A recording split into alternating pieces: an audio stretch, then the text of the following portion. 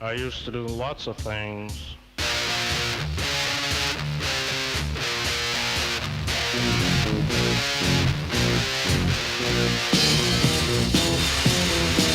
I used to do things and I'd say things and Jesus I was evil.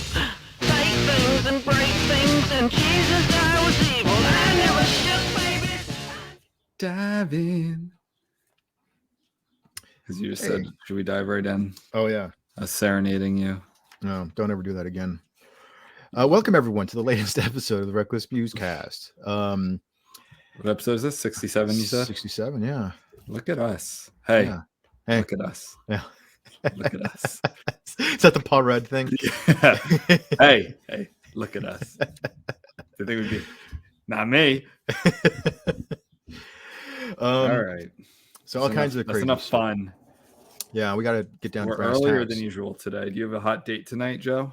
Yeah, at the Whiskey A Go-Go with a band from the 80s called Bitch. It's actually fronted by a woman, so it's not sexist or anything. So, Well, yeah. All right. That's very edgy of them. Yeah. They're was edgy from the 80s, or they're like cover banding 80s?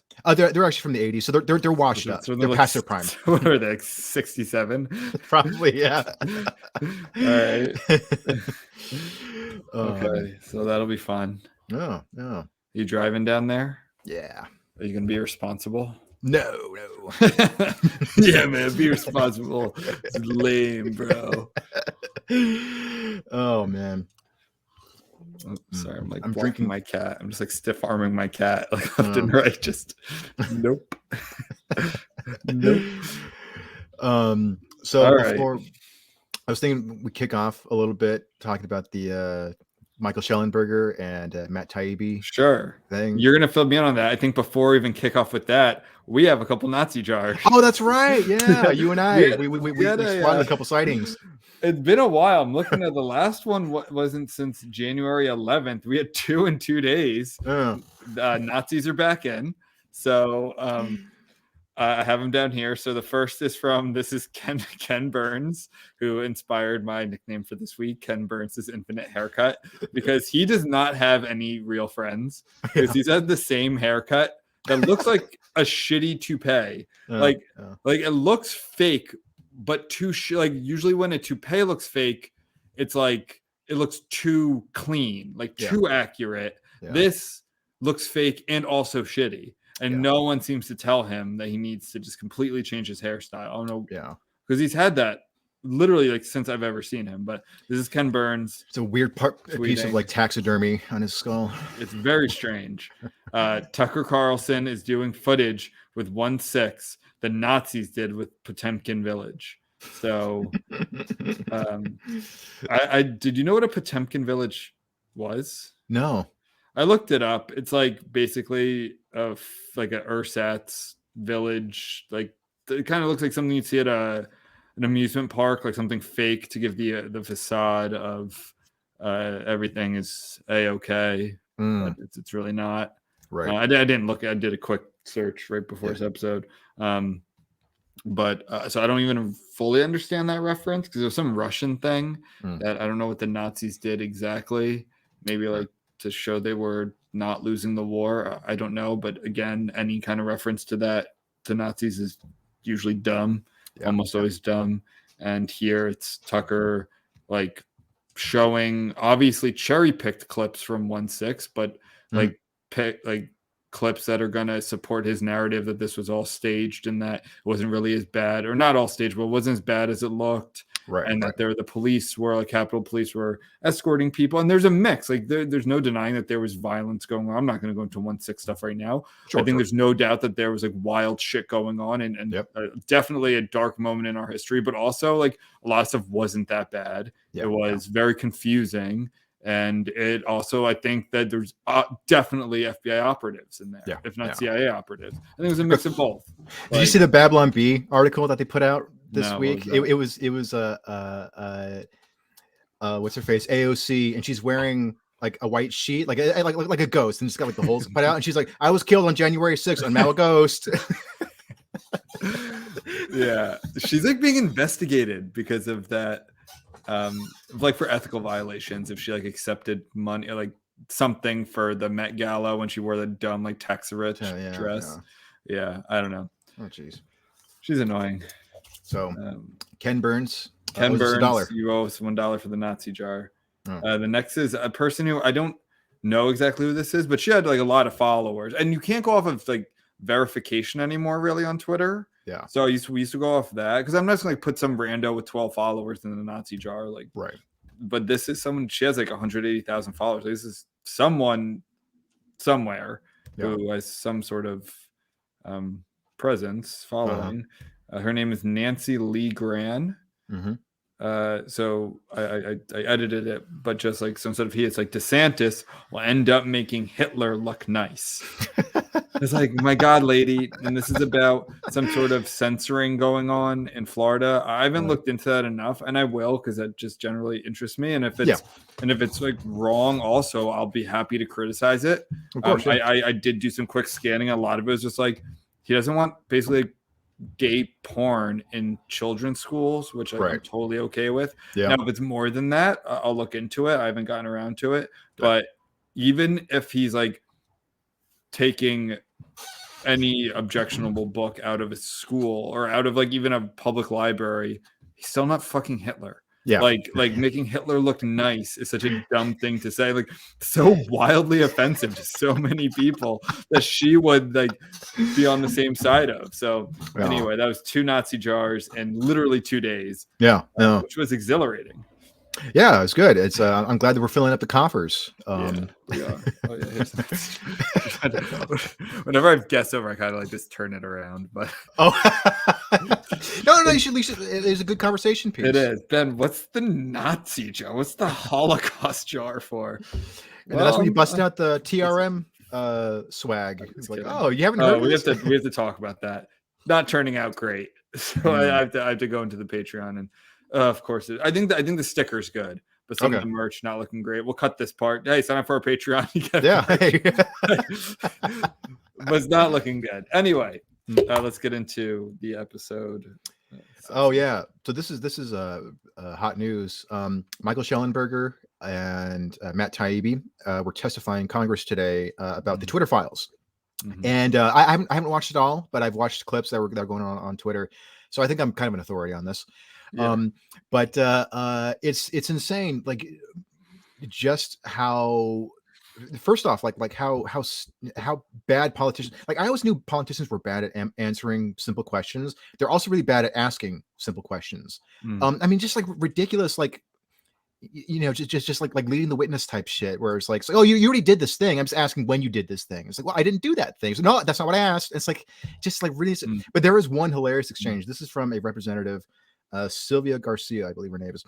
And so she asked, she was asking Schellenberger, like she didn't know who Barry Weiss was. So she goes, so this Barry Weiss, who is this person? Do they work for Twitter? And then Matt Taibbi goes, she's a reporter, or she's a journalist. And she goes, I'm not talking to you. I'm talking to Mr. Schellenberger.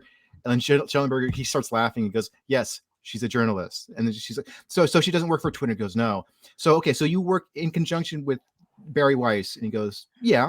And she goes, so you, Mr. Taibbi and Weiss, you were involved in a threesome?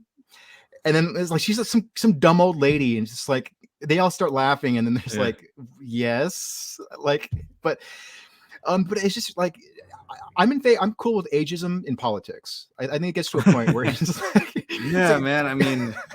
I mean, they just don't want to let go of power. These boomers, or are they even like older than? No, I guess they're boomers. It's like Dianne Feinstein, she lost her mental faculties like years ago. And it's gotten really bad, and only very recently are they being public about it. And like, this is one of the 100 most powerful people in the country. Like, I mean, maybe not like in some way, like she's one of 100 senators who are extremely powerful politicians outside of like in the federal government, outside the president. And she has she just can't remember anything. And because no one will challenge her, and because California is basically a one-party state, she just gets to retain power because there's no term limits. It's really crazy to me that that's allowed. Yeah. Considering it's so the opposite for president. Like we were so, I mean, yeah, there's FDR and that was World War II, but like the president is so firm that it's two. If you even talk about doing a third term as president, you're considered like a tyrant. Where if you're in Congress, you can last for 100, you can stay in for like 80 years if you wanted to. Right. And it's supposed to be the balance. And I mean, same with Supreme Court justices is a little different.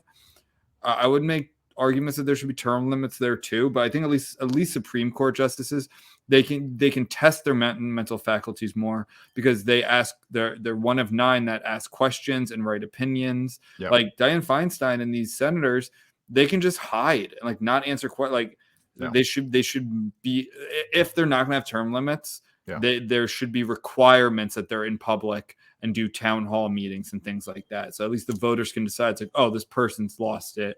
Like they should just go into retirement. Yeah. Yeah, absolutely, man. We got to start. Kill all the old people is what we're trying to promote. So I'm old, then leave me alone. But yeah, man, it's just crazy seeing like the huge disconnect. They're like the most of the politicians who were interviewing Schellenberger and Taibbi, they're Democrats. And I don't like picking sides, but like the Republican interrogator questioners or whatever, they made more sense. Well, the Democrats are pretty terrible, especially on this stuff. Exactly. Yeah. Other, with a handful of exceptions, and one of them even brought up, he goes, there are, this should not be a partisan issue. That this should be, like there are Democrats who are aware, who are concerned about the abuse of the state and interfering. And of course they brought up Ro Khanna as a good example of that, who I really like and admire. But yeah, he's great. But it's pretty much like the only Democrat I could say I like right now. Yeah, I can't think of it. I'm trying to think. Like I like Tulsi, she left. I liked Andrew Yang, he left. Even though I think the Forward Party, I kind of stopped following them. It's like, oh, we're a third option or like a fifth option if you count Libertarians and Greens. We're our own thing. And it's like, and we're gonna parrot all the establishment shit on Ukraine. I'm like, well, then you're not really third option. Like it's a big fucking deal. And it's like, and they're very same shit. And they're very unclear on what their like actual policies are too. It's like, we're a better alternatives. Like what? What do you stand for? That's why I got into him, was because like he actually had a platform that was different and interesting. Yep. And this is just like, okay, but like I don't just need an opposition party. Like I want a party that I could get excited for, not just to vote. Like I can vote against the rest of my life. Like I don't want that. I want something I could vote for. Exactly. Yeah.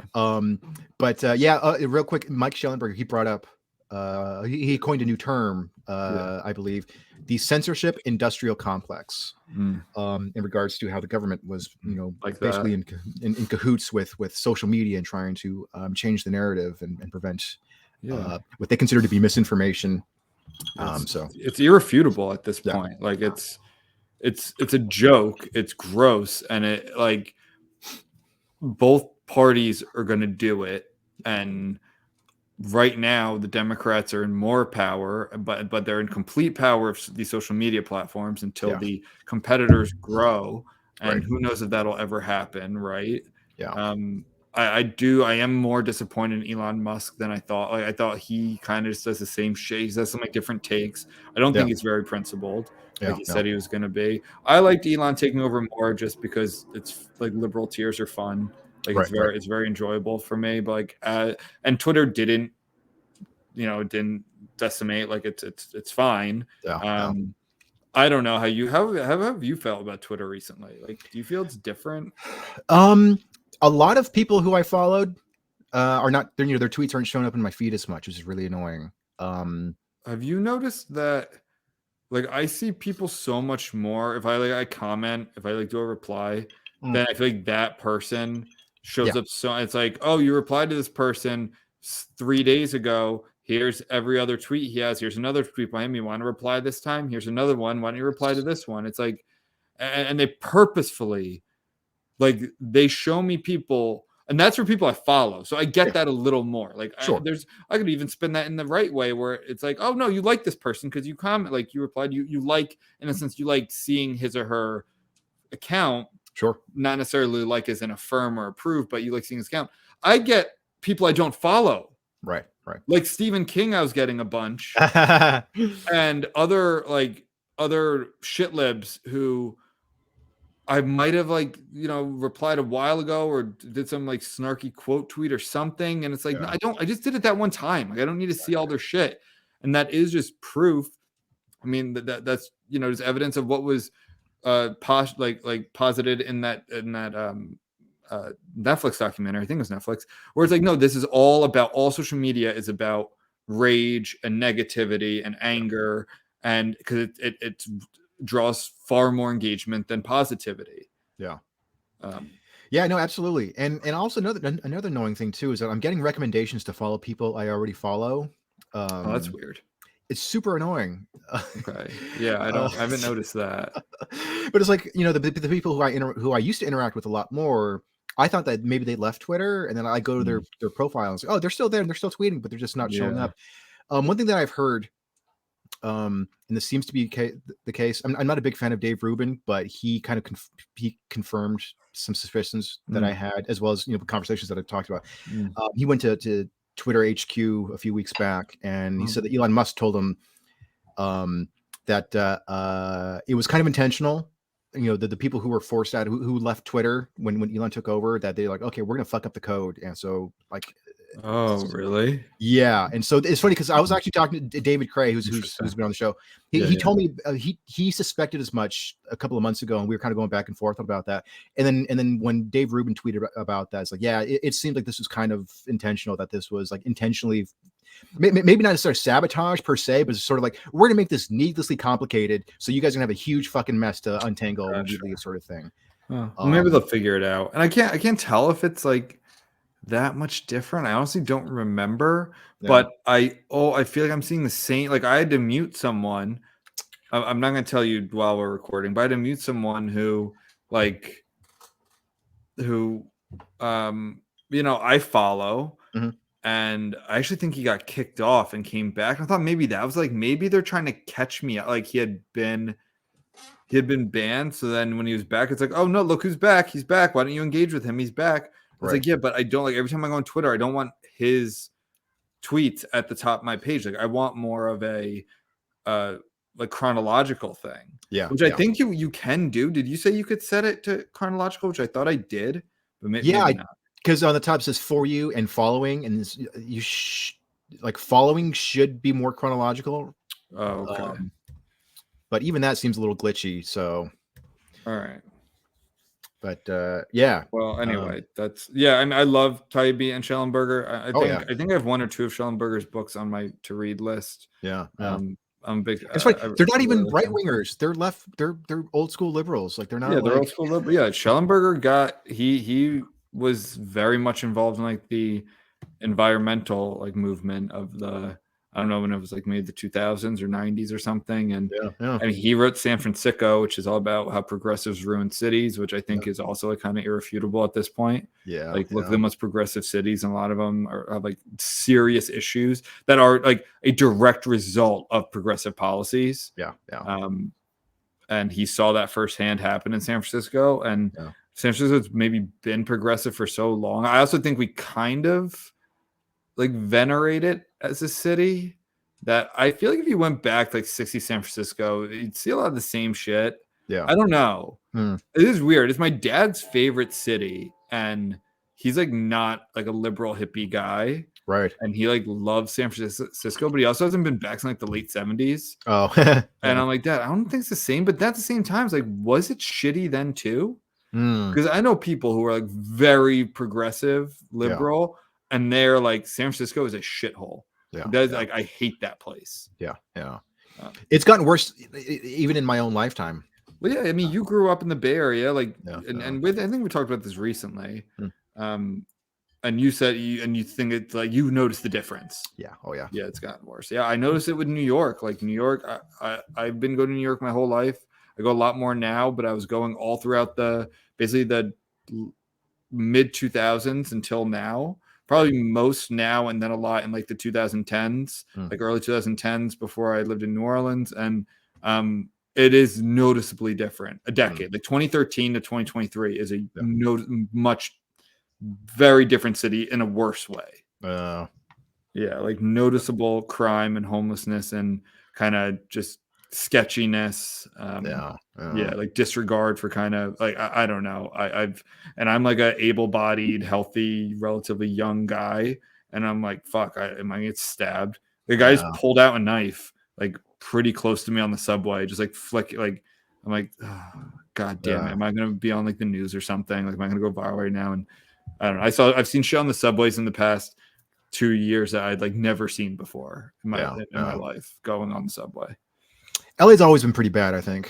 I don't think there's ever been a good period in LA's existence. I mean, I wouldn't know. It's always been known as like a gang riddled place, but of a lot of cities. But I mean, I think the issues now are more like the random crime and the homelessness, right? Yeah. Like open drug use and shit like that.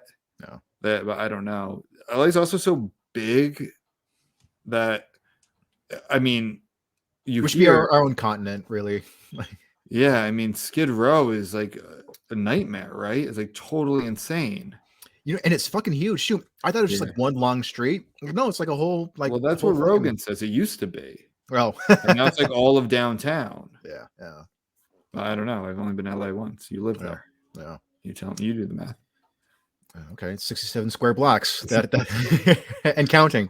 Well, we could talk. Look, we could talk all day about how LA is a shithole, but we should move on to other things. Yeah. But yeah. So that's Schellenberger and Taibbi, who are real rock stars in my opinion. Oh yeah, they're great. I'm a big fan of them both.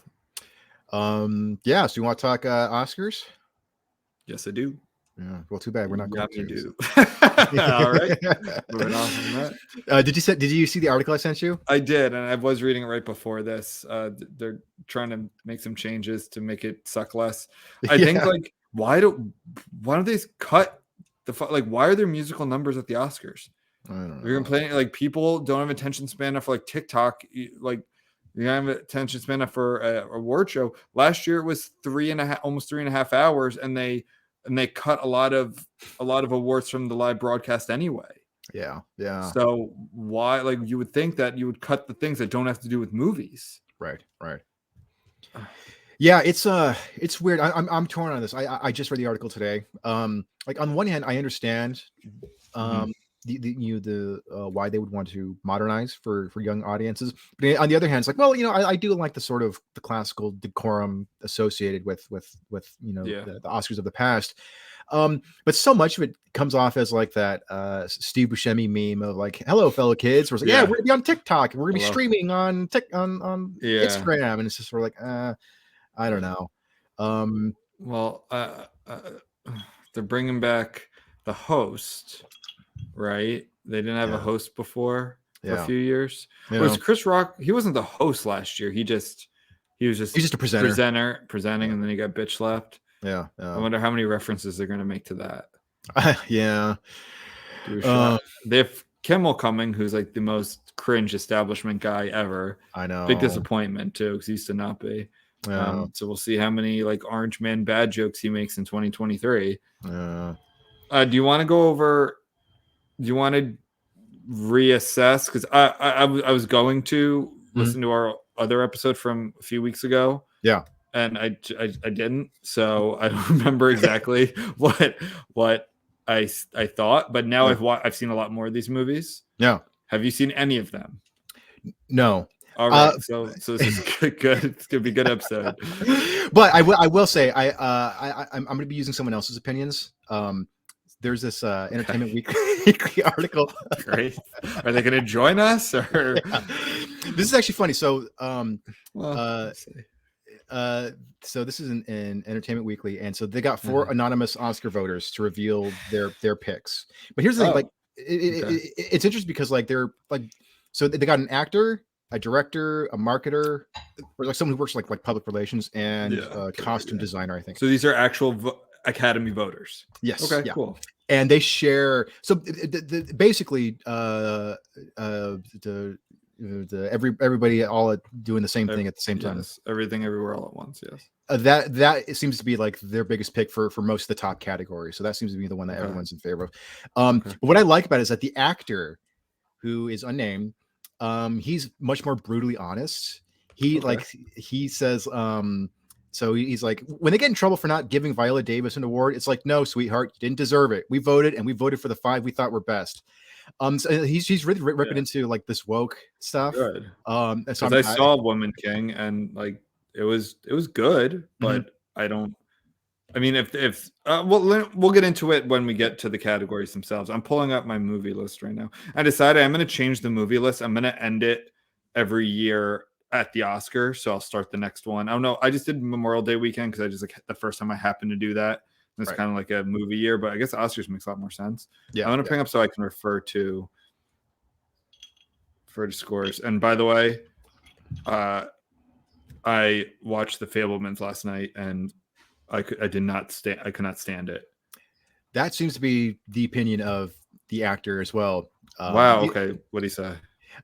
It was, I can't find the exact quote, but he's like, Spielberg was, he's obviously trying to work out something. It was, dude, I'm going to read. It's honestly the longest review I think I've ever written. And really? It's more of like, I was angry last night. That doesn't happen to me a lot. Yeah. Like I was angry. I think I was angry because one, like it's a higher standard. It's Spielberg, and it's like an Oscar favorite. Yeah, it doesn't. I hope it doesn't win. It's about movies too. It's like fuck. I'm so tired of that. Like, oh, the magic of movie making. I'll read my review. Yeah. In a masturbatory way, but like I was angry last night, which I rarely happens to me after I watch a movie. Like a lot of movies are forgettable. But this one actually pissed me off. Do you want to? So anyway, so you're gonna just refer to this article. Yeah. And okay, so let's get into. I pulled up the categories on Oscars.com or whatever. So actor in a leading role. I still have. Well, I haven't seen The Whale, and that's probably the one movie that I want to see, but I couldn't get myself to spend like $20 on it right now. But it's the one movie probably that I haven't seen in this year that I want to. I would be totally cool with him winning. Just I love Brendan Fraser. It's supposed to be really good. Yeah. I saw After Sun, Paul Mescal's really good, but I think that movie's kind of overrated, to be honest. Right. I love Banshees of Inisherin. It's my number one movie of the year, and I love Colin Farrell. Like that's my pick. Yeah. That would be like I want him to win. I don't know who's going to win this, to be honest. I haven't seen Living. It's on my list, but I just didn't get to it. I only have so much time. Austin Butler, I thought Elvis was really good. I do think sometimes it's kind of cheap to like kind of play a character like that and win, but I'd be fine with that. I'd be surprised if he won. Yeah. But my pick is still Colin Farrell. That hasn't changed. Be more than happy with Brendan Fraser. I'd be kind of annoyed if Paul Mescal won. Or Mescal, I don't know if I'm saying that right. After Sun, that was a movie I saw in that cool theater in the East Village that I really liked. It was just like, it was a kind of slow and fine. Like, it was good. Had a very indie feel to it. I definitely recommend seeing it, but I don't think he should win Best Actor, like actor in a leading role. Right. The actor's pick for Best Actor is Austin Butler as well, but I just want to read you the description really quick. I voted for Austin Butler. I hated that movie. It's a headache. I hated that movie. It's a headache and a seizure waiting to happen. But I thought his performance transcended it, despite Baz Luhrmann trying to undermine his performance every step of the way. Went out of despite the director. That's a take. Wait, who's saying this? The actor? This is the actor. Yeah. Okay. What did other people say? The director said Brendan Fraser. Okay. And then the marketer says it's a three-way race. It's a threesome race. He picked Colin Farrell for the Banshees or whatever of Ireland, and then costume designer picked Brendan Fraser as well. Okay. I did watch Brendan Fraser. Did he get that fat for the movie, or is that no? In fact, he of course, he got criticized for. Oh, you should have hired an actor of size to play an actor of size, an actor of an early death. I did watch an Oscar-nominated movie recently. Actually, I watched The Hateful Eight. I watched it twice last week, actually. It's a good movie. It's not that'd be about 8 years off, but it's, Yeah. it's a good movie. It's Yeah. not my favorite Tarantino. Yeah. It's. I mean, I don't dislike any of his movies, but it's probably in the bottom third for me with his movies. No, I guess I don't know. What do you feel about it? I actually liked it quite a bit. I think I was expecting less because Wait, had you not seen it? I had never seen it Oh, until last wow, week. okay. So this is my first time watching it, and so because so many people said, "Oh, it's really long and it's very talky," so I was expecting something much worse. But maybe because I had low expectations and it transcended them, and I was like, "Oh, I actually liked it quite a bit." And then I watched it again because my roommate he's part of the sound union here in LA, and so he got us tickets to go see a screening of it. It's sort of like we didn't realize until we got there. It was like, oh, this is like a special theater for the that's for the Academy Awards. Like this is where they do like host special screenings throughout the year and stuff. And so they actually had the sound crew there who worked on the movie, and they were talking about what it was like working with Tarantino, and they're doing like audio commentary, talking about the making of the movie. So that was actually a cool little experience. So yeah, I keep up with the Oscars. It was very, very cool. You guys nerd out so much on that stuff. I love it. I know, yeah, I love it too. It's cool though, like a lot of the special effects stuff that we were watching videos of when I was there. Yeah. That's all true, right. yeah. At least all we're right. awesome. But all right, actor in so mine hasn't changed there. Actor in supporting role. Tar? Actor. Actor, yeah. I think Ki Huy Kwan is going to win. Yeah. He was obviously very famously, he was Short Round from Indiana Jones. He's very good. I would be totally fine with him winning. I don't think Barry Keoghan, I think it's pronounced, he's good in Banshees, but he's like, he's not even like the supporting role. He's like a third, I guess. I don't know. He's like not in the movie that much. It always bothers me whenever an actor gets nominated for a performance that's like 15 minutes. Speaking of which, Judd Hirsch in The Fabelmans is like that. He's like barely in it. He's in like one section of it, and he's good. No, he's probably one of the good parts of that movie. I'm being hard on it. We're gonna get into The Fabelmans. I'm being hard on it. It's okay. Be hard. Yeah, but like he should not. That's exactly what you're saying, and that if that's your opinion, he should not be nominated. And I kind of agree with that. I think William Hurt might have the record for like the shortest performance for the shortest Oscar performance. A History of Violence. He was only in the end of the movie. I think he was only in 8 minutes of the movie. I saw the movies. I saw that so long ago. Yeah, well, he plays like Is that Cronenberg? Yeah, Cronenberg did that one. But yeah, I think he's only in the movie for like 8 minutes, and he got an Oscar nomination for that. Really? Yeah. I like William Hurt though. He's a very good actor. Oh, he's a great actor, and it was a good performance. It was definitely interesting for him, but at the same time, it was sort of like, I don't know, like you were in one scene. Oh yeah, no, you should. I mean, didn't famously Hopkins when that was a little bit longer. That was like a 15 or 20 minute performance. But I thought it wasn't even that much. No, Hopkins and Silence of the Lambs, and he won, right? Like he won. Yeah. I don't remember, but that's famously. But here's the thing, that was actor in a leading role, though, I think, because I think that was one of the few movies to win the top 5. Are you sure? I'm pretty sure. I thought it was just the first horror to win Best Picture, or like only horror to win Best Picture. I don't think it won 5. Because it won Best Picture, Best Director, Best Actress, Best Actor, and then Best Screenplay. You just looked that up? I from my brain, yeah. Silence of the Lambs. That's the opposite of looking it up. Yeah, I'll prove it right now. When Best Picture, it says Best Actor, but Best Actor in a leading role. Yeah, he won for Best Actor in a leading role. Yeah. He's not in a leading role. I know. It was. All right, whatever. I mean, great movie. Oh yeah, no, I love it, but it was a great performance. But again, it's just sort of like supporting, like getting nominated for Best Actor supporting role is stretching it. It's like leading role though. Yeah, exactly. You're right. And there's been one time, I think, like the 30s or 40s, when an actor was nominated for both actor in a supporting role and leading role for the same movie. I'm pretty sure. How is that possible? I don't fucking know because the Oscars have stupid rules. That's dumb. It's a dumb thing for them to do. Unless they were playing two different characters. But I can't remember which movie it was though. It was some old timey movie. Yeah. Brian Tyree Henry in Causeway. I haven't seen that yet. It's on my list. I think it takes place in New Orleans, so that like automatically goes on my list.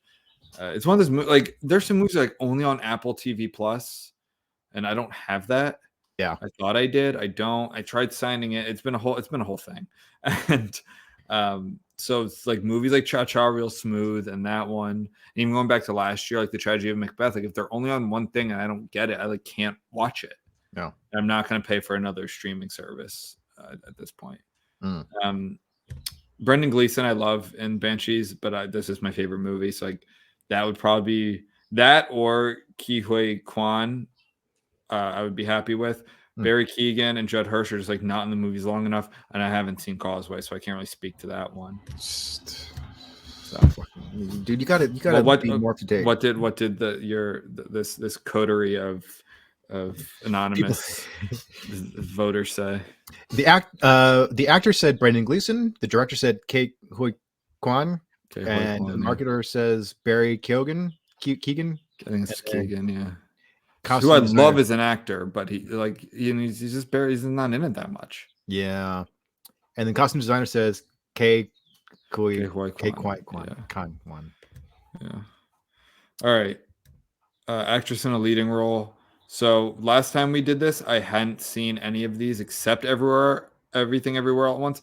Now I've seen 3 out of the next 4. I'm not going to see Blonde. I've heard it's fucking terrible. Yeah. And I mean, I'm shocked that Ana de Armas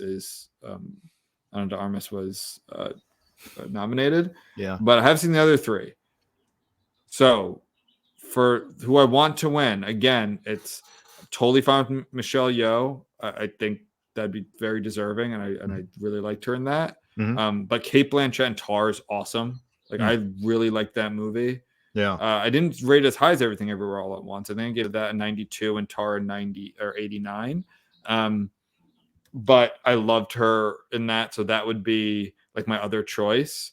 Andrea Riseborough. So I saw To Leslie, even though like barely anyone has seen it. I saw it solely because it's on this. She was nominated. It's a good movie. She's really good in it. She's such like a shitty character, and it feels unrealistic about her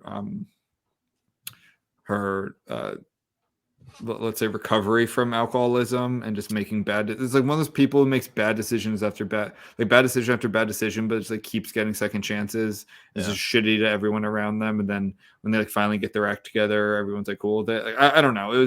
It's worth seeing. I think it's good, but I don't think she should win.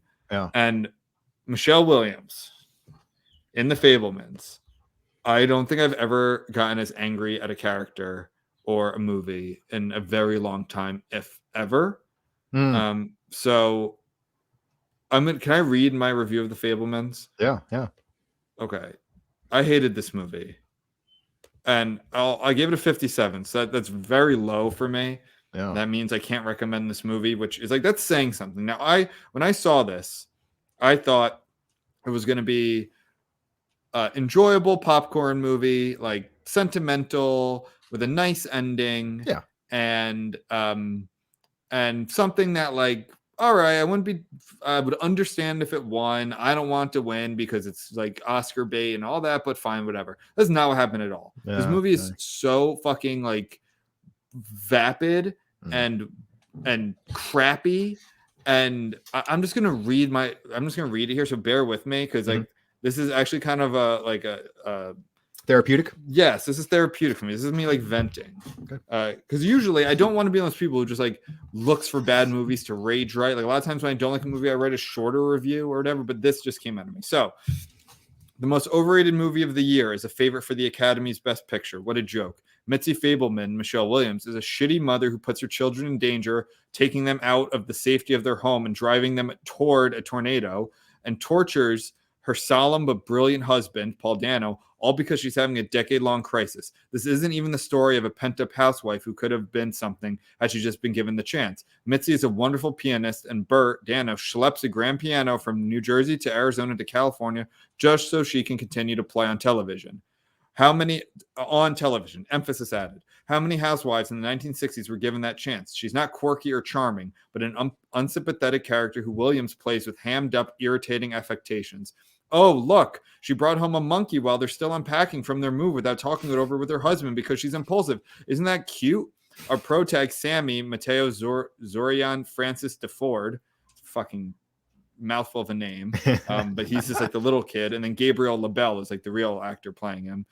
Is a precocious filmmaker who must balance the desire to pursue his art with his father's desire for him to get a real job. Bert is a tragic figure, and although he wants his son to put his efforts into something other than a hobby, he supports Sammy's filmmaking by purchasing him cameras and aiding in practical effects.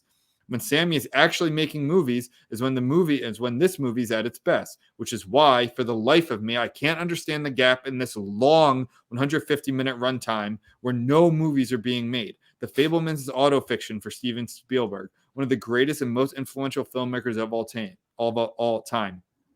We came to see the Hollywoodified stepping stones for him getting to Close Encounters of the Third Kind and Jaws and Jurassic Park. Not yet another story of a family moving around the country for the patriarch's job and cookie-cutter, anti-Semitic high school bullies in varsity jackets. There's also no development at all between Sammy and his girlfriend, Monica, Chloe East, who regularly takes the Holy Spirit into her mouth. And all of a sudden, he's asking her to move with him to L.A. and that he loves her. I didn't think this Jesus freak would be in more than that one scene. In this one, the Jew is trapped with a Christian who isn't mean but strange. Even the nice Christian, Claudia Isabel Kussman, does the basics to help Sammy when her handsome jock boyfriend Sam Reckner is beating the shit out of him. She falls back for him after watching Sammy's magnum opus at prom, where Logan Reckner is the dreamy star made for the silver screen. Not a good look for the goys in this one. Why Sammy shot Logan in this way, while clearly using his camera for payback against the skinny, wisecracking bully, in quotes, archetype Oaks Fegley, is addressed in a wet noodle of a climax, but is incomprehensible still. Sammy could have said that although Logan is a piece of shit, depicting him as the hero of the movie was the proper thing to do to strengthen the movie, thus deepening the divide between fiction and reality and making a statement on the power of movies or some shit like that. There will always be a difference between those behind and those in front of the camera. Instead, it's Sammy's being a simp beta cuck. There are glimpses of what this movie could have been. When his parents are telling the children, Julia Butters, Keely, Karsten, Sophia Coppola, those are the sisters, about their separation and or divorce, they're terrible communicators. Sammy is imagining shooting the scene through a handheld camera. Yes, the nascent genius at work. Everything is copied, Nora Ephron. But there's so few of these moments, it's infuriating. Who are Sammy's inspirations? What movies does he love so much that makes him love so much movies? It's not in here after the third scene or so. The final scene is fantastic. Sammy meets the legendary John Ford, David Lynch, amazing cameo, and is understandably dumbstruck, but has he even mentioned Ford once in the entire movie? If he has and I missed it, I stand corrected, but there's no worship of cinema at all, which just doesn't feel realistic. The Fabelmans is a stellar disappointment. Watch Hugo or Cinema Paradiso if you want a movie about the magic of movie making. Thank you for sitting through that with me.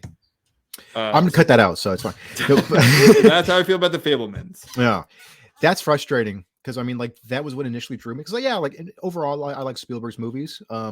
And so like I knew a little bit about his past. So I thought, this could be interesting. And like you said, it should have been. You know, the main reason that we saw that anybody would want to see that is to see like, oh, like this is Spielberg. You know, kind of talking about his influences, and you know, I also love movies about artists and sort of genius, and sort of like I was curious to see. How Spielberg would portray that, but it seems like he doesn't really portray that much. Like glimpses of it here and there. Yeah. And the best parts of the movie are when he's actually making movies. Yeah. And the rest of it is like the most basic, boring. And like, I get it, dude. If you went through this, if there were the jock cookie cutter, anti-Semitic, beautiful, like handsome bullies who, and you're the new Jew kid in school, and it sucks, man. That really fucking sucks. This is a boring ass movie and so typical and like just not what we're here to see. Yeah. Hitchcock has this great quote. It's cinema is real life with the boring bits taken out. It seems like Spielberg kind of left the boring bits in. Yeah, it's boring, and then like what I've had same with To Leslie, which I just talked about, and like that one, she's a manipulative bitch, and I think you're supposed to feel like that for a lot of it.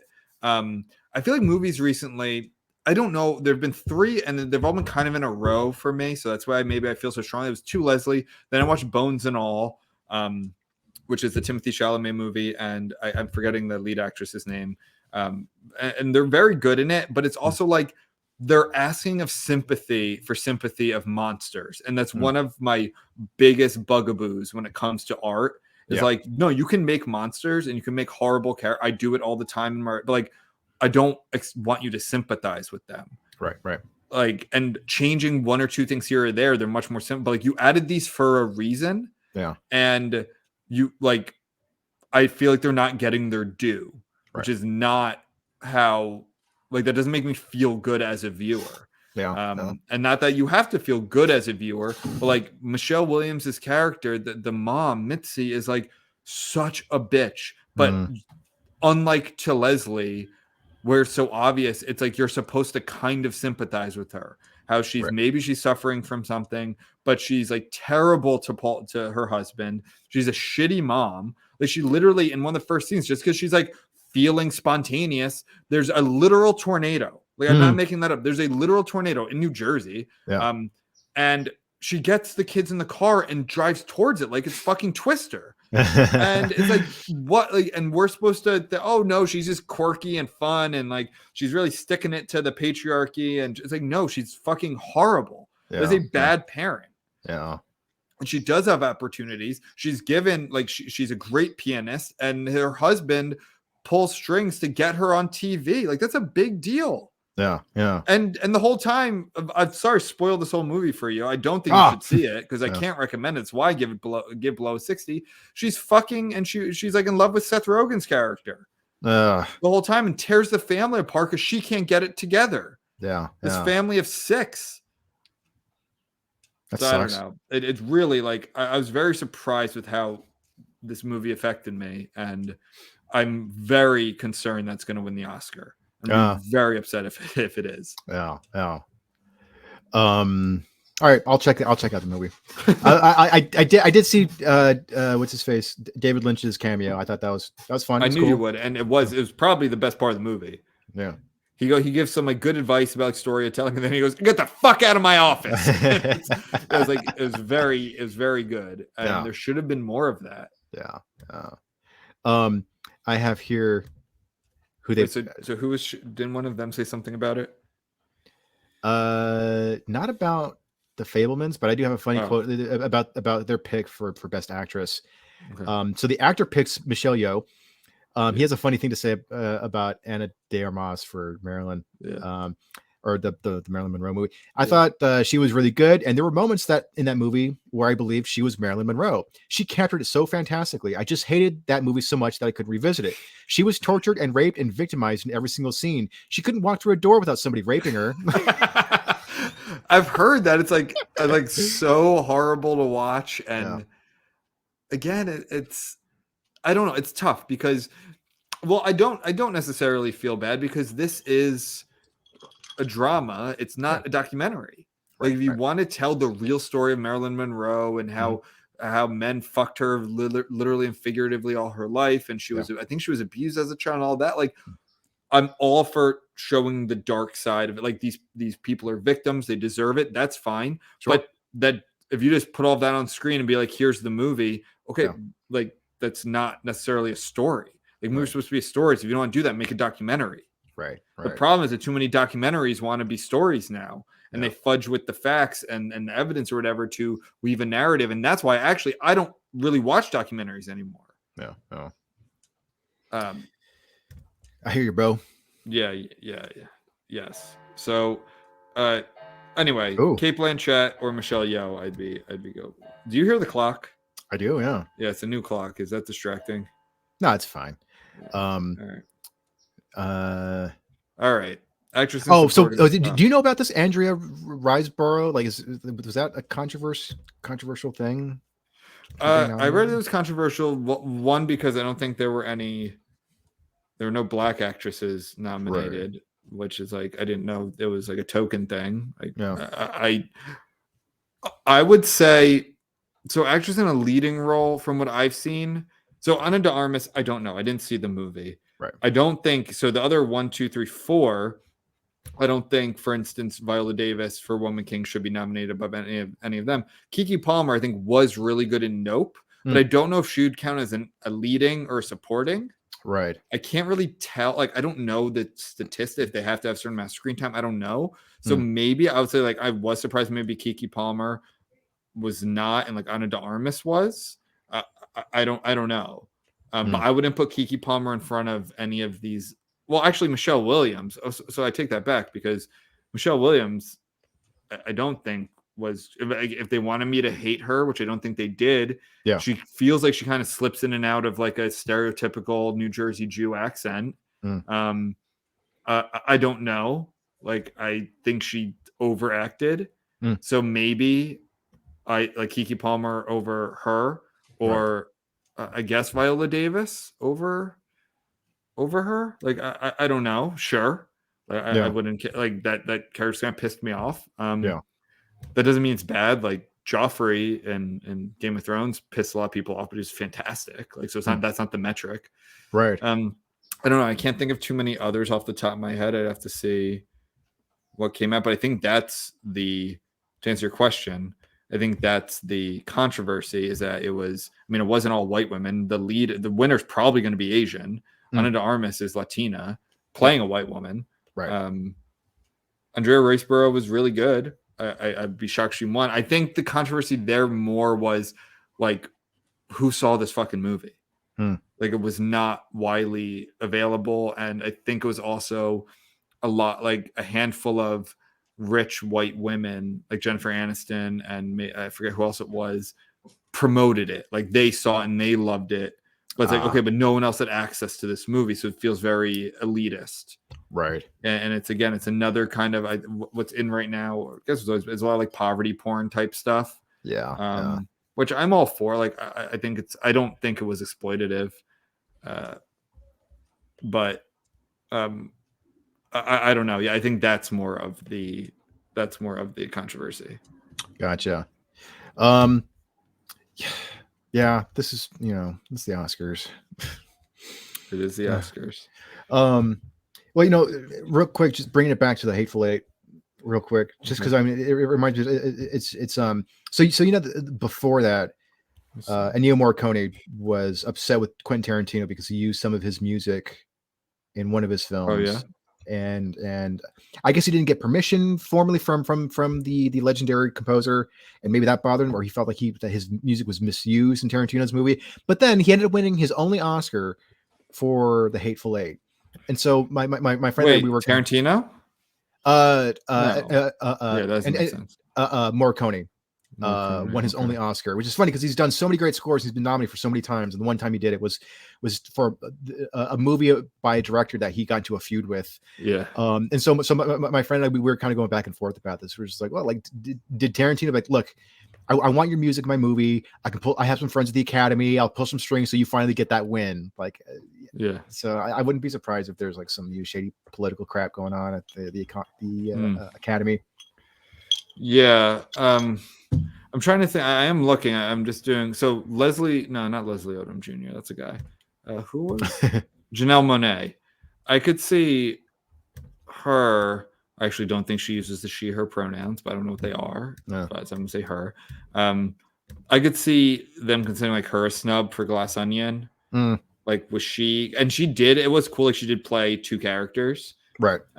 Very different in terms of like style and like accent. So I could see her, I guess. And that was a weird movie in terms of what a lead. Like, obviously Daniel Craig would be a lead. I guess she'd be supporting. So like, I guess we can go into supporting here.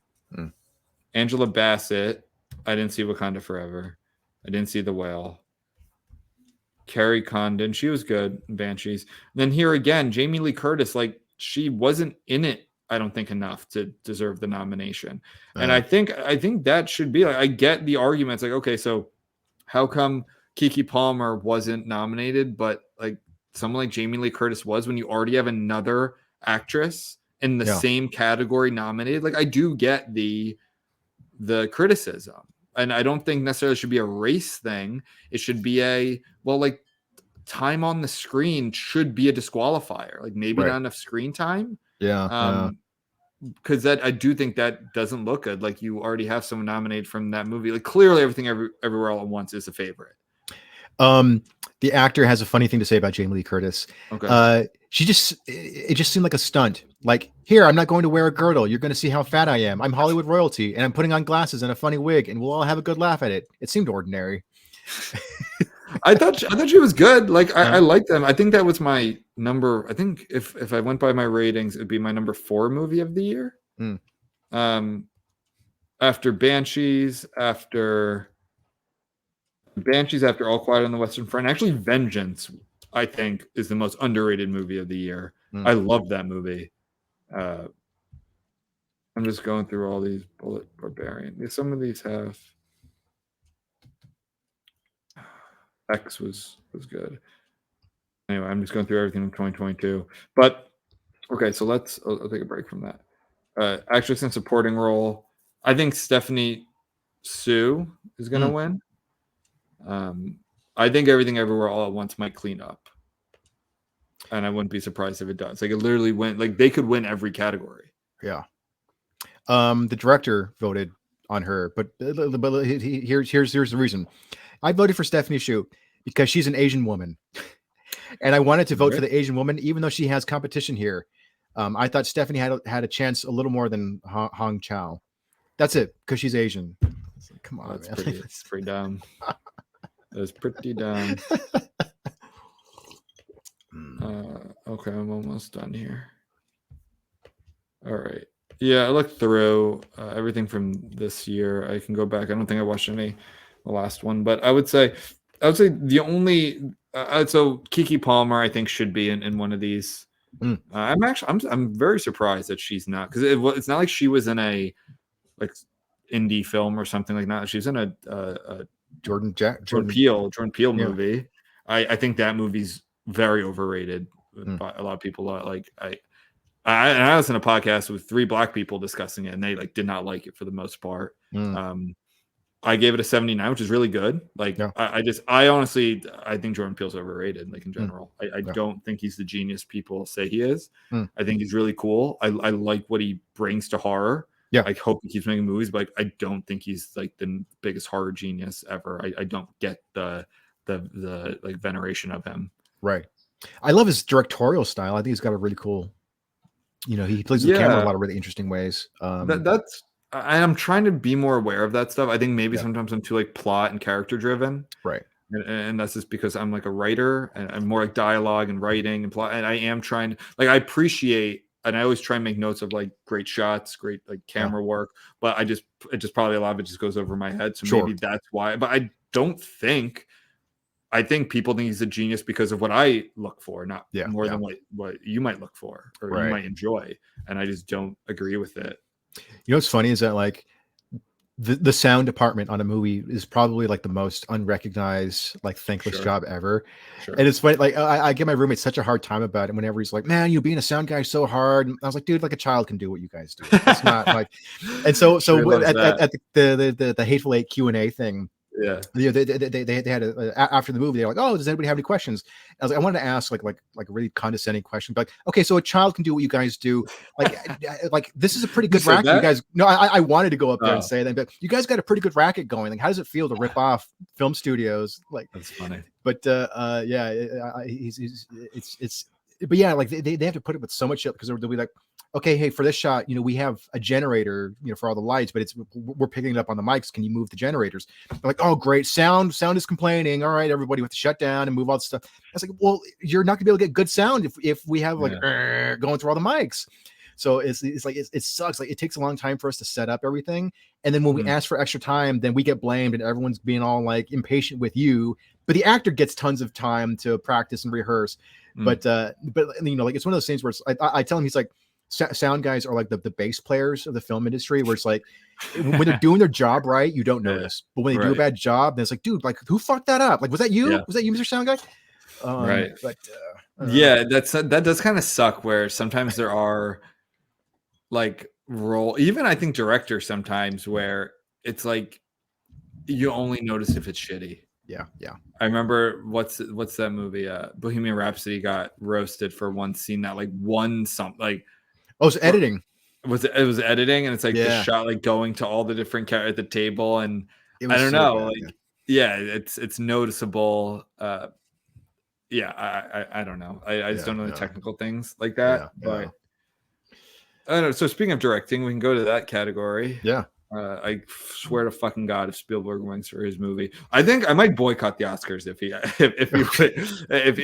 Fabelmans wins anything, any of the big ones, I might just fucking quit. If it wins best sound, it's like that's fine. Nobody cares about I don't sound. give a shit about that. I mean, any of the actors, any of the acting roles, best picture or directing, I think I might lose my shit, and I'm afraid it's going to win one of those. Yeah. Oh, that sucks so much. I have a funny quote here from the actor about Steven Spielberg. Steven Spielberg's direction was bad. It was sentimental. He was working something out, clearly. I don't know what it was. The story wasn't that interesting. All right, you made movies. Who doesn't make movies when they're a kid? This particular slice you decided to show us wasn't that compelling. It felt indulgent, and you couldn't be objective about it. I thought it was not well cast. People were just playing types. I thought Michelle Williams was trying to be Jewish mama. Paul Dano seemed really lost to me. I don't know if he was intimidated by Spielberg. I thought he was great in Batman, but to play a regular guy was painful. I love Paul Dano, and I don't know. I think he was fine. Like, I think he was good. Yeah. Michelle Williams was so ridiculous in it. Yeah. And that's a good point. So actually, watching the movie, I thought about my childhood making movies. And I remembered a movie I made with my friends. It was me and my friend. It was a movie called Enter Sandman. And I played an assassin called the Sandman. I just remember a couple scenes. I'll say this real quick. Like we found some tool, just like I don't know what it was. Something you could like flip and you know, like open. And like we pretend to use it for me to like break open the door. And this friend was very wealthy. He was like a super rich kid. So his parents had this, not his parents, his family lived in this like gorgeous stone house up on a hill, like looked like a fucking castle. This was a gorgeous house. And so the plot was like, I'm going to assassinate like a rich guy, right? And I don't remember why. And I like crack open the door, and then my friend is just playing the rich guy. He like does this line, and I'll never forget it. And he goes and he finds real $1,000 just like in his house, right? Yeah. That's what we're talking about. And we're in 8th grade, by the way, 7th or 8th grade. And he just goes, "Have you ever seen $1,000?" And he like rolls it out. He like spreads it out on the table. It's like to us, that's an insurmountable amount of money. Like a rich guy in real life, that's just like what he has in his wallet. Have you ever seen $1,000? And then the only other scene I remember was like, this was the camera work. It's black, and then it goes to like a night vision. It's just like me with a gun, and it like makes a gun sound or whatever, like a silencer gun sound, and then it's like him dead or whatever. And that was the movie. But I like Dr. Evil, like $1 million. That's honestly what it is, and it's like really accentuated, like $1,000. He like spreads the $10 $100 bills on the table. Oh man! But I did think of that last night because I was a child making movies, and like, but that actually is like, who didn't make movies? Like, we all made movies. Wow. The director said for his pick for I think the director was the wokest one here. Yeah. I felt like people went out of their way to exclude women because inclusion is hard and they're tired. The Academy still has a lot of work to do with its membership to make it more representative. It did feel purposely exclusionary. It's like, just say who you picked, and then they picked everything. I think they try so hard to be inclusive that like, how could you possibly get that reading? The marketer says it picked Spielberg. and said his vulnerability, his willingness to be open, his masterful work of the entire film, from the mise-en-scene to the costuming to the framing and performances. We were able to watch a maestro at the top of his field, and to do it with such a personal story made it even more impactful and powerful. Bro, this is not the top of Spielberg's field. Yeah. This is like, I don't know.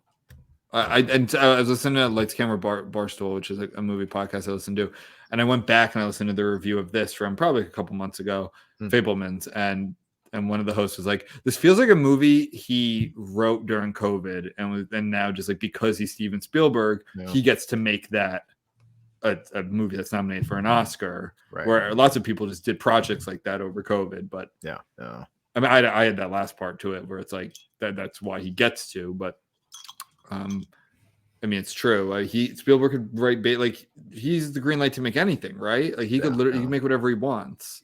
He's made plenty of flops too, but like that hasn't stopped the studios and letting him do whatever the hell he wants. But he's made so many good movies. It's just this page. So Triangle of Sadness, I also saw. I thought it was really good. Is that like a really like sad geometry class?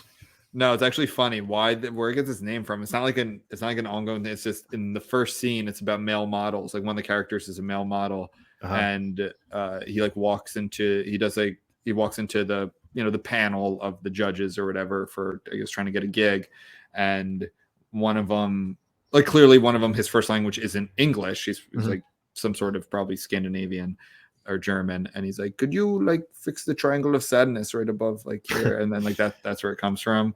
It's really I don't know if it's like more metaphorical. It's another like eat the rich movie, which I'm all for, but it wasn't like Parasite is very subtle and an amazing movie. Like this was not. This was one of those movies where like you kind of hate everyone for the most part, but it did show a good job of like the difference between like money and power and what's actually addictive, and it was kind of broken up into different chapters, and it was good. It was like a really, really good movie. But sometimes it was like a little over the top. Yeah. But I think that's the point of it. I would recommend it.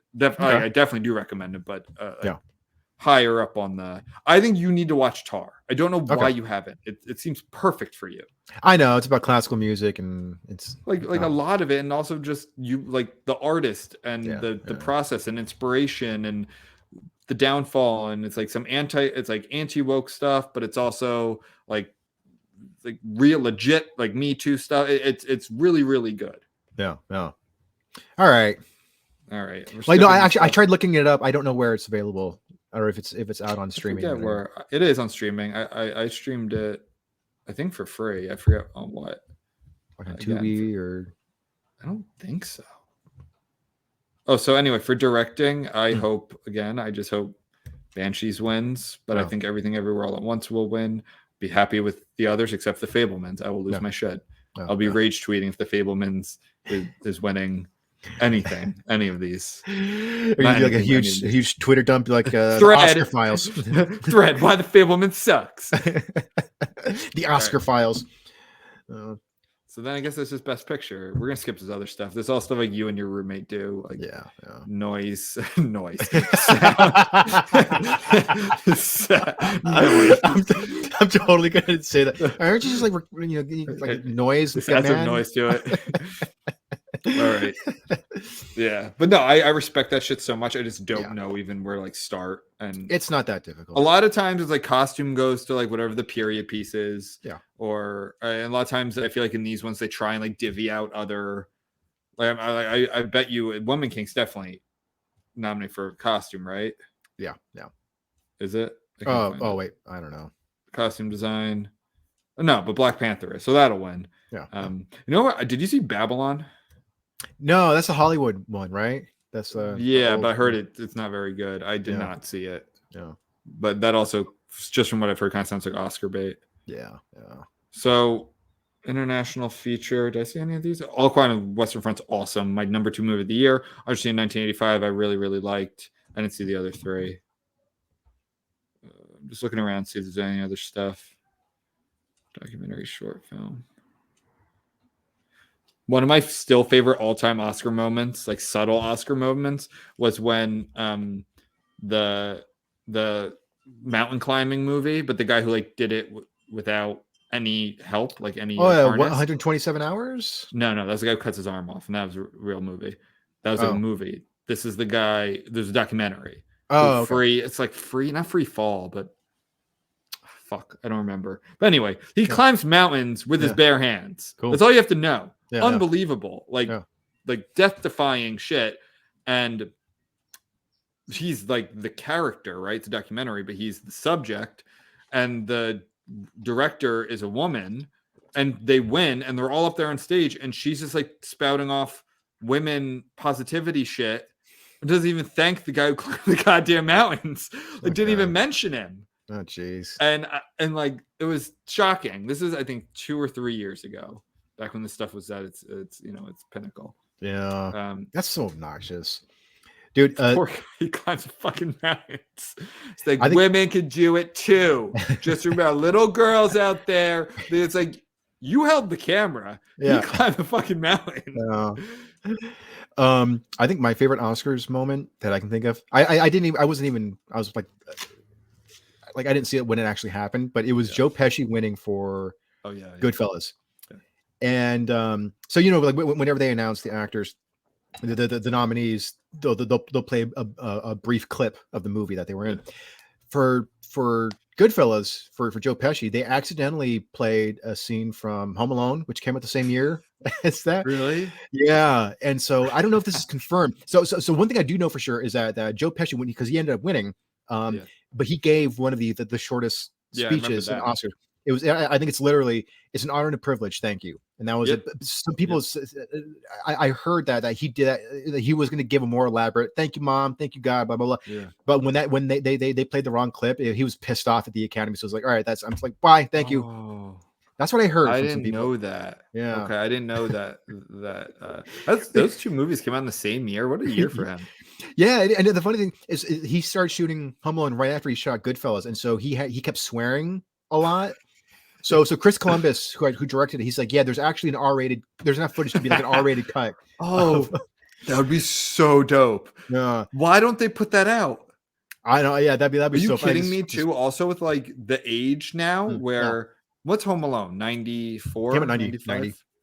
Oh, 90. It's that old. Yeah. Okay. Yeah. Like all these 40-year-olds and 30 somethings like watching an R-rated Home Alone, that would sell out. Like that would be amazing.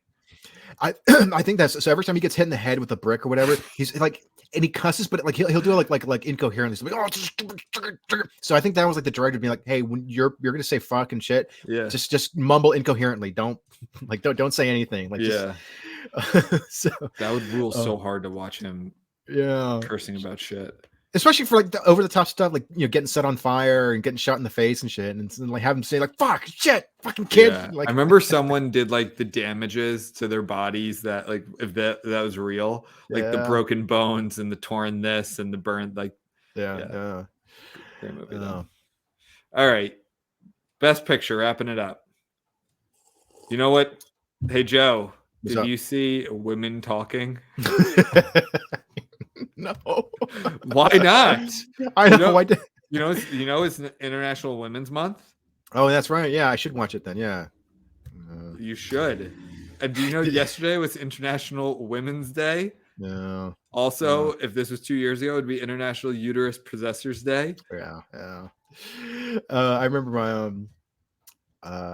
back when I was at the company I used to work at, when it was during the Women's March parade thing, and then my coworker was like, "You mean International Sandwich Shortage Day?"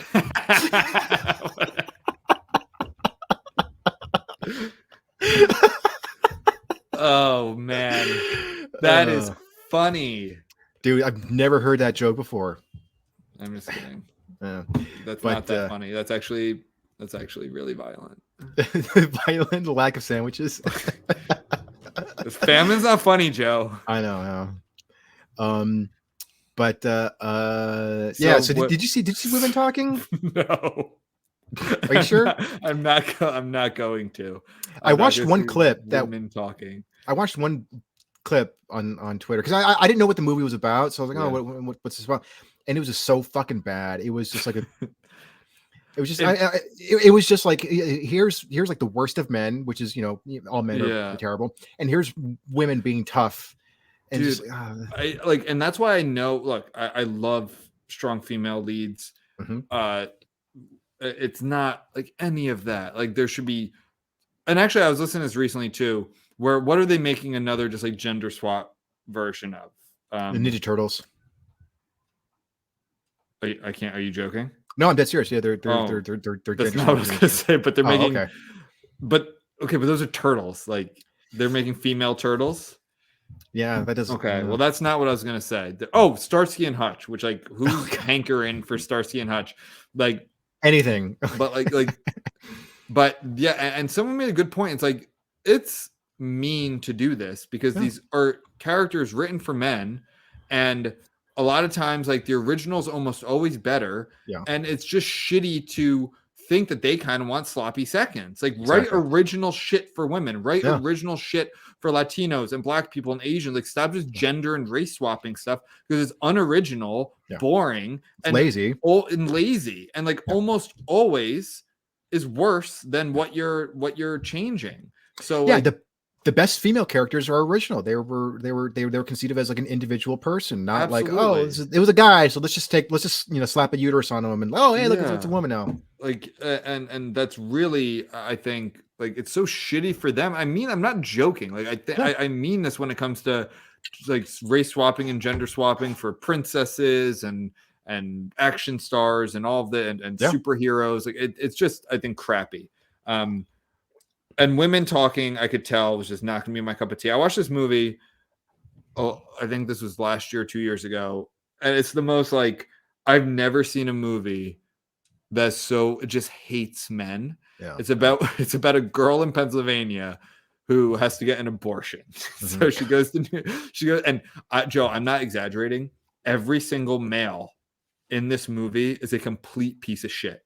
Even like, her boss, she works at some like crappy grocery store. Even when she like turns in her keys or whatever, at the like the boss like grabs her hands like through the fucking like screen or whatever, and like just does creepy shit. Like every guy sucks so hard. I've never seen a movie with such contempt for an entire gender. Right. And all the women are like social workers at abortion clinics and friends, and just like one girl is like basically not getting raped, but like making out with and being fondled by a guy just so the other friend can go do so, like, and it's just, oh my God, this is so obvious that you just hate men. Yeah. But that's what I got from women talking, so that's why I didn't see it. Now if I hear that, it's like, hey, it's actually a really good movie and you should see it, I'm like, sure, like I'd watch it. Like my mind can be changed. But anyway, so best picture, anything, because that wasn't up. Triangle of Sadness we touched on. Top Gun Maverick, we didn't really touch on that, but I loved it. I gave that like a 90, 91, I think. Yeah, that's a lot of fun. Very fun, very classic kind of, and I appreciate shit like that too. Like not everything has to be a statement on class or race or, sometimes it's just fun to have cool action movies. I think there's a lot of like practical stuff in that too. Yeah. Like action movies that aren't an orange orb coming out of a person in a cape's hand, like something new. Right. Well, not new, but something different than that. No. Avatar, I'm not going to say. I don't know at this point. It's like a part of me to not see Avatar movies. Not for any real stance. Just I think I missed the boat. And also, you would just be supporting Blueface, so you don't want. Well, yes, we touched on that 2 episodes ago, right? So God help me if the Fabelmans win. Women talking, I mean, not like no one's nominated for anything else, like the top categories, but then it wins best. Like that doesn't really make sense. Yeah. And not even director. So I feel like they just put that in there for like a diversity, like check a box. Cause here you get 10, right? So 1, 2, 3, 4, 5, 6, 7, 8, 9, 10. Yeah, you get 10. So you get, I think, double. So they can check more boxes. I think it would kind of suck if Elvis wins, to be honest. I would be cool. Triangle of Sadness, I don't think will win. That'd be shocking. I'd be cool with any of the. So All Quiet on the Western Front, Banshees, everything all at once, Tar. Those 4, I would be. Or if Top Gun wins, great. I don't think it will, but like those other 4, I'd be very happy with. Yeah, I'm gonna say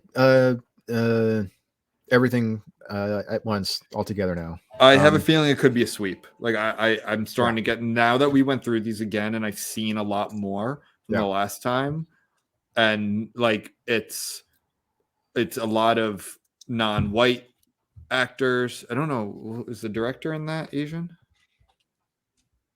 We've had two directors. Wait, was that the Daniels? Yes, it was the Daniels. Well, one's Asian. Yep. So you get that. Yeah, Daniel Kwan and Daniel Scheinert. So I would put I wonder what the betting odds are for everything all at once. I'm just gonna call it. Yeah. If All at Once wins literally every major category. You don't want to call it like crazy multiversal Asians? Well, that crazy multiversal Asians would be a good alternate title. I'm like kind of over multiverse shit. Yeah. I think like I'm just done with it. I think you can take a break. I liked it in this. It was fun. It was different. It wasn't just like, oh, well, we killed this character in this movie, but you love him, so multiverse. And if I were you, I'd watch the latest Marvel movies and shows because I think that's it'll exactly satisfy. what it is, right? Yeah. Like it's all these be for the next 4 or 5 years. Like all these characters died, but they're still alive in this universe. Yeah. I mean, that's fun in Rick and Morty. That's what I love about Rick and Morty, that they can do this crazy shit. Like I don't want that in these movies. No. But anyway, so that's, you know what? I'm gonna go on record right now.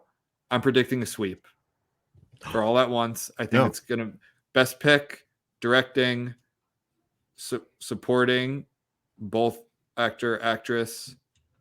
Do they have supporting actor? Actor and supporting. Yeah, wait, then they don't have a lead. Okay, so they actually don't have a lead. But I think it'll sweep. I think they'll do, so they can't do the sweep. Surprising. Bogus. But I think I could see them winning the other 4. That's going to be my prediction here. And I'm going to say that I want Brendan Fraser. I think they might give it to Austin Butler because he's young. Yeah. But I don't know. They might not because he's young. It might be sort of like, hey, like Brendan Fraser, he suffered a lot. Let's just give it to him. I don't know if they resent him though or not. Didn't he say a lot of shit? He might have, because I think he's talked a bit about abuse. Clearly not, but I don't know. I because we're recording, I am gonna pick. I think I'm gonna say Austin Butler wins. I want Colin Farrell or Brendan Fraser, but I think Austin Butler wins. Okay. Yeah, and I think we're gonna skip the other topic today, right? Yeah, well, that should get its own episode. Yeah, we'll do that, and I'll look into it more. I did read your article. A lot of claps on that one, Jose. It's 3 people. It's 3. We just clapped a lot, but yeah. I'll clap for it. Oh, thanks, man. Because you're my boy. Yeah, thanks, man. Clap for my boy. Yeah. Clap for your boy. All right then. All right, everyone. Okay. Yeah. All right. I agree. Are you going to fight the crits at the Whiskey A Go Go? I will. What do drinks cost there? I usually get like Jack and Coke, and it's usually like $12. 12. No, it's not great, but it's not terrible. Yeah. I think it's like $7 or $8 for a beer. Yeah, that's not terrible. It's pretty average price there. But they do have 2 bars there, 3 bars actually. So at least what they lack in great prices, they make up for in availability. So no, that's a classic spot. Oh yeah. All right, we'll drive safe. All right, I'll try not wear to wear your seatbelt. Nope, I cut that out months ago. Are you going on a date? Are you meeting any loose women? Yeah, I'm just gonna whip it out and see who comes over to. Don't do that. No, I'm not doing that. No, but I'm bringing my notebook, and so that sounds like you need to watch the women talking. When I said whip it out, I meant my notebook. Wring that toxicity out of you. And also just women talking like that. God, what an annoying title for a movie. It's like right off the bat, like just like it's so like I just put a hand on a hip, just women are talking. It's like They couldn't call it like the investigation. That would at least make me go, oh, I wonder what they're investigating. Maybe I'll have to find out and watch it. But I'm gonna make a movie called Men Going. What was that? Men Ignoring. Men's deaf ears. It's guys looking at that movie on their TV and going, nah, skip. All right. All right, everybody. get the crits, you bastards. I will. Bye.